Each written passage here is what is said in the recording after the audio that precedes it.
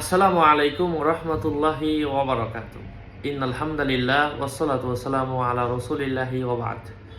প্রশ্ন করেছিলেন মৃত ব্যক্তির নামে আকিকা দেওয়া যাবে কিনা, এই বিষয়ে ইসলাম কি বলে। আলোচনা বুঝতে সাথেই থাকবেন। যারা এখনও চ্যানেলটি সাবস্ক্রাইব করেননি, সাবস্ক্রাইব করতে ভুলবেন না।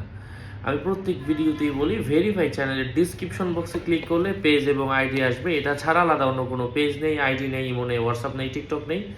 নাম ছবি দেখে বিভ্রান্ত হওয়া যাবে না। যাই হোক, মৃত ব্যক্তি আসলে প্রকৃতপক্ষে যারা মারা গিয়েছেন তাদের নামে আমরা আকিকা দিব না।